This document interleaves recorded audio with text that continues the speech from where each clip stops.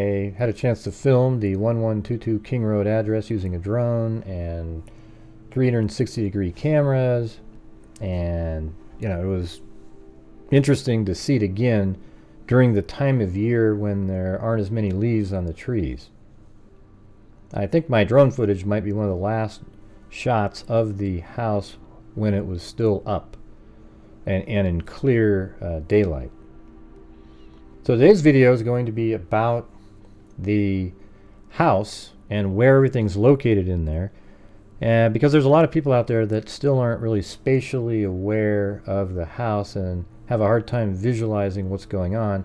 And this video should make it very easy for you to figure out when you're seeing animations inside the house. I'm going to be doing another video soon, it might even be tomorrow, where I go over the sequencing, who was killed first, who was killed last.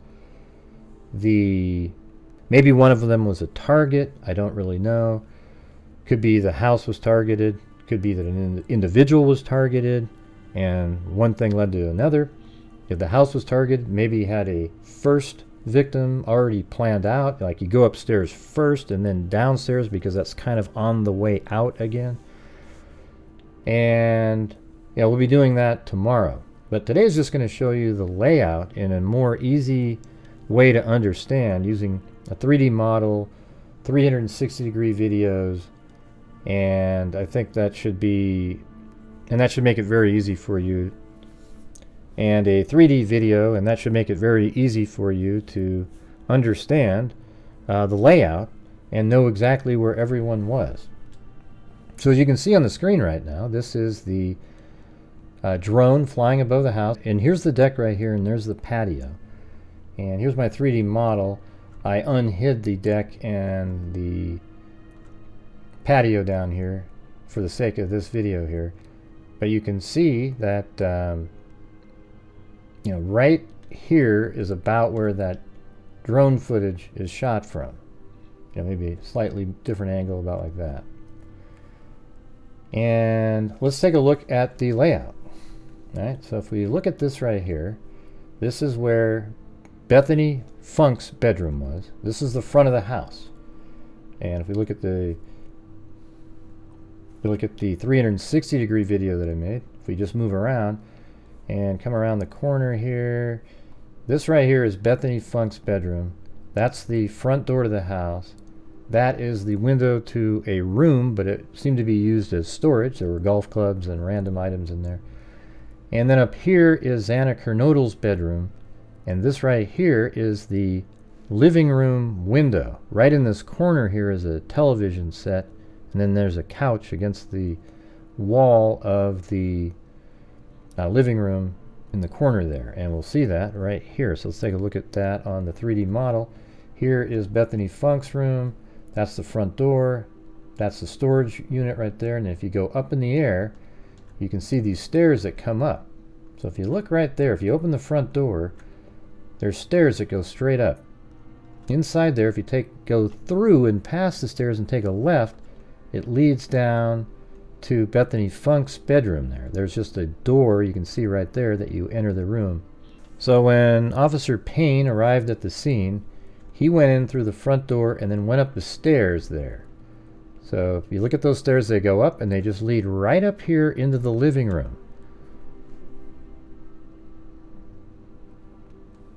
And then once you're in the living room, you get to the top of the stairs there, you can take a right, and he was led down to the bedroom of Xana Kernodle.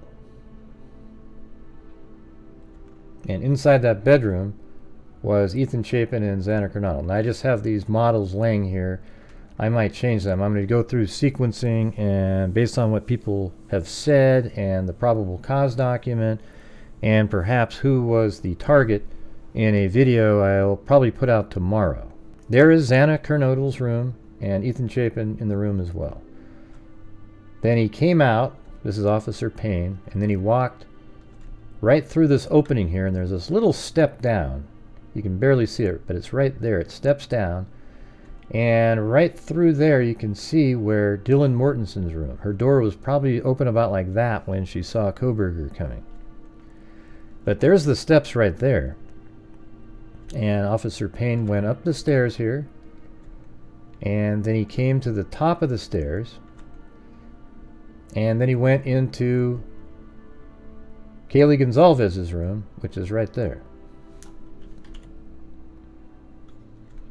And then inside that room, her dog was in there.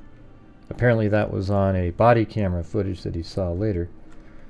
Then he went into Madison Mogen's bedroom, which is right here. So when you get to the top of the stairs, if you take a right, there's a bathroom right here. I didn't put the fixtures in any of the bathrooms in here since they aren't really sort of a functional part of the case as we know it currently. I mean, I guess it's possible at some point he went into a bathroom and cleaned himself off. We don't really know anything about that.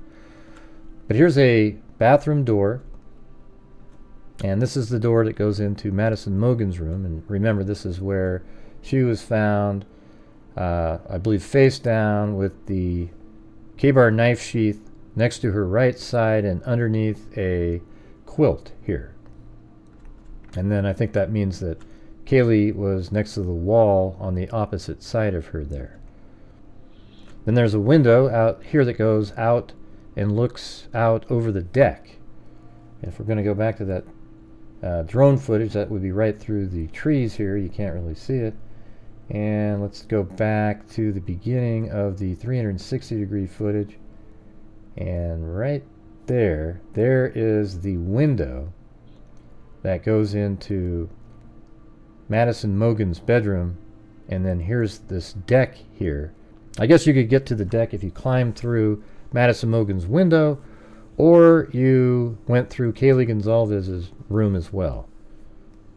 You could, I mean, her room is the one that specifically, I think, is meant to get out on the deck. It's sort of the master bedroom on the 3rd floor. She would just open her slider and get out onto the deck. So if we play the drone footage a little bit further, there is Kaylee's slider right there, and here is the deck that she would go on. It's a pretty narrow deck there.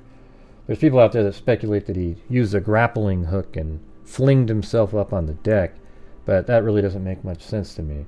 I think he went through the sliding glass door into the kitchen, and that's how he entered the house. You know, this ladder right here has been there the entire time. I don't think it's ever moved. So if we continue around with the drone here, now we're seeing the front of the house again, front door, storage unit, Bethany Funk's bedroom right there. Okay, so Bethany Funk down there, the living room, Xana's room with Ethan was in there as well.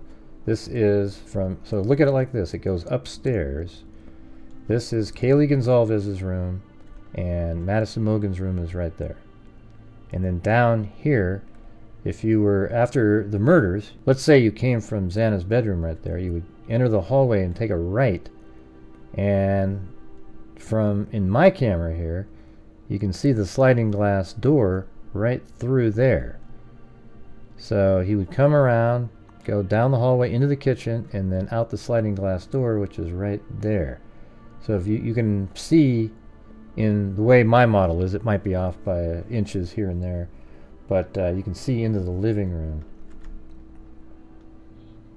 And see right there, you enter the kitchen, and then you would just take a right there, and then you would go down the hallway. So after you took that right, you would go past this closet right here, and then you would go up these stairs, and those stairs take you up to the 3rd floor, and it's really small. Everything in here is small. The medical examiner, or coroner, I guess, she referred to it as a large house, and it just isn't a large house. It's got a lot of places in it, but square foot wise, it's not really that large, and everything's really close to each other. That's why you could hear a lot of things. So using this drone footage right here, let's go back to the beginning, right at the beginning of the drone footage. This is an interesting shot right here, because this shows you where I believe he parked right here, and it could have been next to this area right there. You can barely see it, but it's like an angle where you can park there also.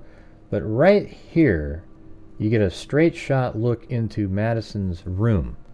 And I've shown you that on this camera right here. So if you look down, there's that straight portion. I think if I go back just a little bit more, there you go. That's the bent area that you see from the drone footage. And even from there, you can see into the room.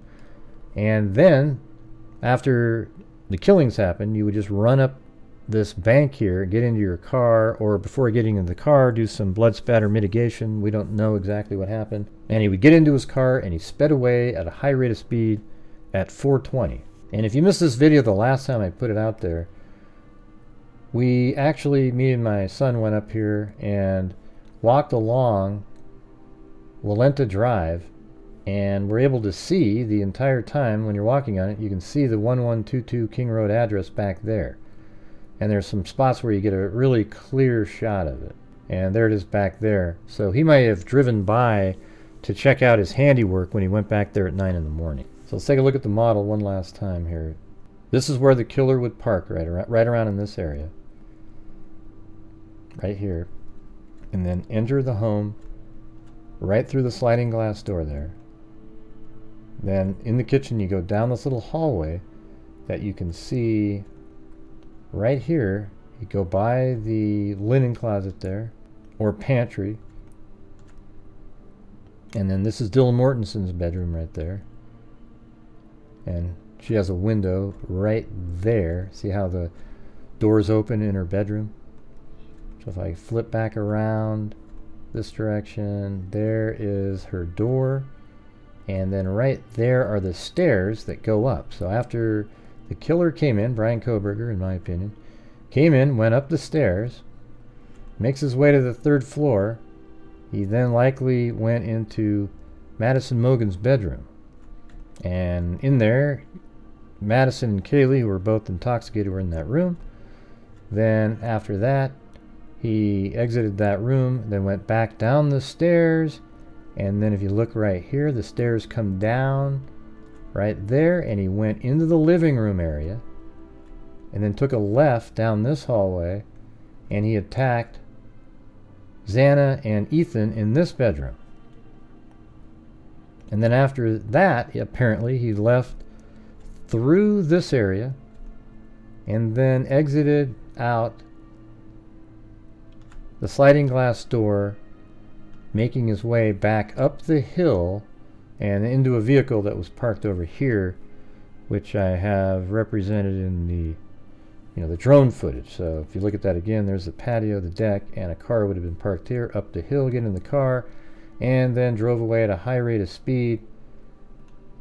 And that means he would have driven right past this maroon car here, taken a left, and went boom, straight past. This house right here is 1112 King Road. That's the one that has a surveillance camera on the left side of it. And you might be able to see that from another shot. Yeah, I guess right there. There's a surveillance camera right at the top of these stairs to the right, and then Xana's room is right here. So it's pretty close to that, and that's why it was able to pick up some audio. Alright, so I hope this helps you understand the house a little bit better. So let me know in the comments if there's anything else about this house that you want me to show, or any sort of theories that you might have. But that might be better for tomorrow's video, where I'm going to go over theories and possibilities that may have happened inside that house, who may have been the target, and the sequencing. But I'd like to know your thoughts in the comments if it helped you visualize the crime scene a little bit better, looking at the model. For me, visualization is the key in all the cases that I cover, and just the way I observe things. I like to see it, be able to visualize it, almost like hands-on kind of thing. And that's when I really understand something. That's why I use maps a lot, because seeing things laid out on a map give you a different perspective. It allows you to theorize and speculate reasonably based on geographical information as well.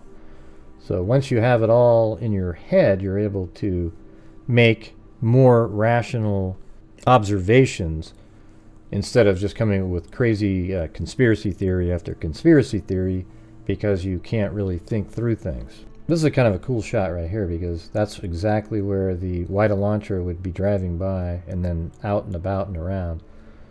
So this might be something I could use in one of my videos, where when the Elantra first got there, it drove like this, and then got onto King Road, and then went around like this, and then it came back, and then a minute or so later it comes zipping by this way again, out and then onto Willanta Drive this way. And then eventually it comes back around. On each loop it comes back this way, in, back, and around, and out. And then eventually when it leaves it goes this way, but it doesn't come back. It heads south using different roads and makes its way out to Palouse River Drive. But I like this shot right here. It really gives you a great representation. Here is Xana's room right here, and the camera's right on the side of this building filming a car driving. And then there's also another camera. If you go around the 1330 camera, Linda Lane is, probably can't really see it on this shot right here, but it's back on a building behind this building over here. So I hope this 3D model is helping you visualize the crime scene. It really helps me a lot. Again, leave a comment in the comment section. Oh, and please hit that like button for me. I would really appreciate it. Almost forgot to put that at the end of the video. Hit the like button, please. Thank you all very much for watching, and as I always say, until next time, be safe out there.